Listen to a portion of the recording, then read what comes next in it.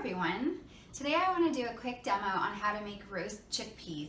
And I use this recipe a lot, especially at the beginning of the week. I just bake a whole bunch of them and then keep them around for snacking because I'm trying to get my beans in. And that's one of the more challenging healthy foods for me to fit in my diet. And so just having a bunch of them roasted and ready to go and kind of snack on as I walk by is a great way for me to do it. So hopefully you'll enjoy it too.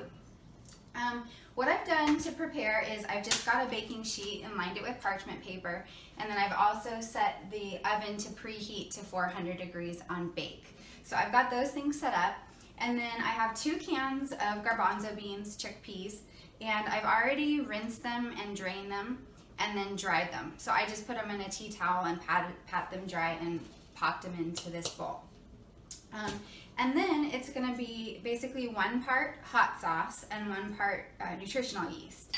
And so I've got this Bragg's nutritional yeast that I'm using today, and I'm using Frank's hot sauce. And the Frank's brand to me tastes kind of like buffalo, that buffalo flavor from a buffalo chicken wing that we'll use and make with a healthy plant-based meal. But you could use any hot sauce that you like.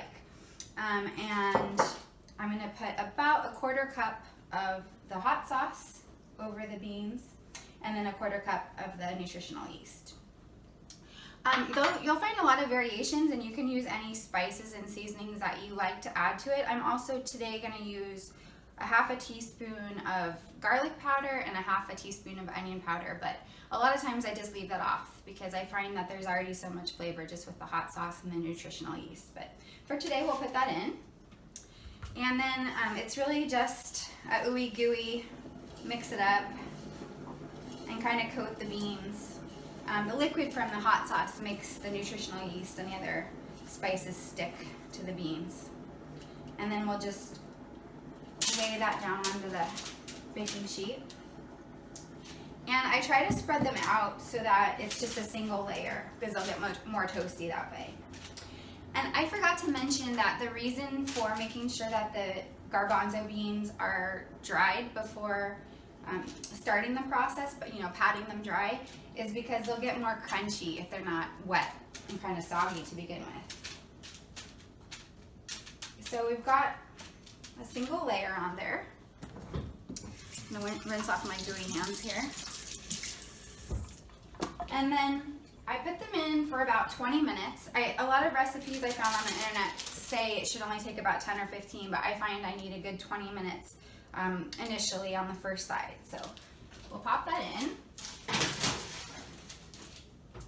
And then ordinarily while that's cooking, I'll be batch cooking something else to make use of the time. But for now, I'll just pause and we'll wait 20 minutes for the first part of the cooking, and then we'll kind of roll them around and make sure we get the other side and put them back in. So be right back.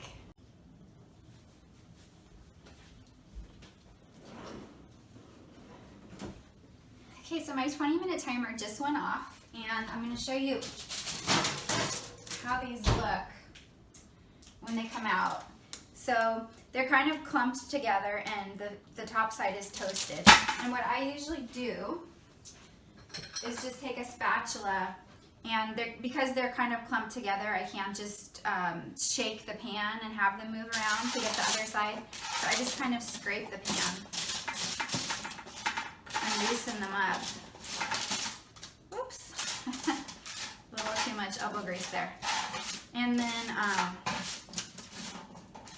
once they're moving freely, let me grab another oven mitt here.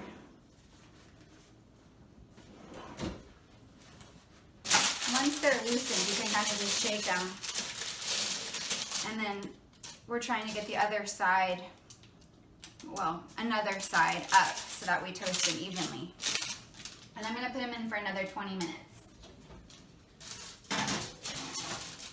I'll check back again in a second. Okay, so we've had another 20 minutes on the garbanzo beans. And they come out looking like this. Really toasty and crunchy. And they're great as a snack just by themselves, or another thing I like to do sometimes with them is take a tortilla, like a whole grain tortilla, put some hummus in there and some veggies, and then put a bunch of the beans in, and it makes a really satisfying wrap. So I hope you enjoyed, and if you have any questions, please feel free to email me or give me a call.